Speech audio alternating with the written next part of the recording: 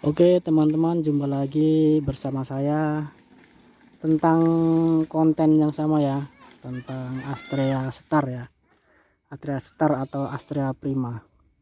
Nah teman-teman semua, ini saya akan menjawab beberapa komentar saya kemarin ya mengenai seputaran motor Astrea ya, motor Astrea Star atau motor Astrea Prima. Nah kemarin di komentar saya ada yang bilang, kenapa sih motor saya kok tenaganya nggak ada, tenaganya lemot. Apabila dibawa jalan itu paling lari mentok 50 km per jam, atau pas pada waktu kita tanjakan itu sama sekali tidak ada tenaganya ya. Nah di video kali ini saya akan membagikan tip ataupun saran ya, gimana ya namanya, saya tidak tahu kondisi motor teman-teman itu seperti apa, apakah mesinnya itu masih prima atau mungkin mesinnya itu, mungkin sebagian mesin ada part-partnya mungkin udah minta ganti atau udah lemah ya. Itu bisa jadi menyebabkan juga motor kita itu lemot atau tidak ada tenaga atau larinya pun kurang ya guys. Nah di video kali ini saya akan membagikan tip-tip ya, tip-tip gimana sih motor itu supaya larinya kencang, tenaganya kuat gitu ya guys. Nah yang terutama itu kita harus perhatikan di bagian pada mesin ya.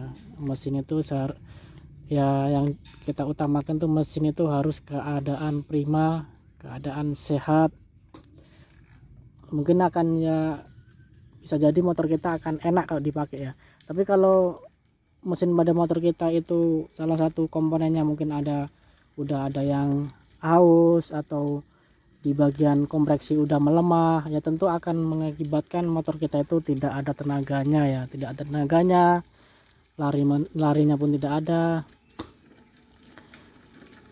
Yang kita perhatikan itu kalau yang Astrea Prima itu yang sering terjadi itu pada karburator, mungkin bisa jadi ya. Nah karburator mungkin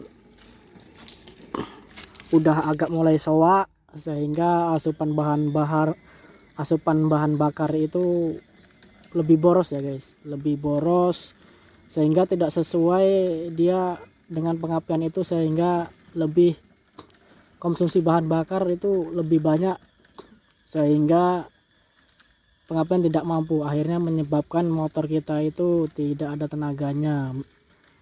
BBM boros tapi tenaganya tidak ada, itu salah satu faktor mungkin dari situ juga. Dan kemudian yang lainnya contohnya seperti kompresi pada motor kita itu melemah. Kompresi pada motor kita itu melemah, itu ciri-cirinya itu seperti motor itu sudah mulai berasap sehingga kompresi itu mulai melemah, sehingga ya kalau kompresi itu udah mulai melemah ya bisa jadi ya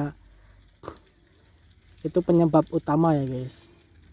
Nah solusinya itu ya mungkin bisa di bengkel konsultasi para mekanik ya guys.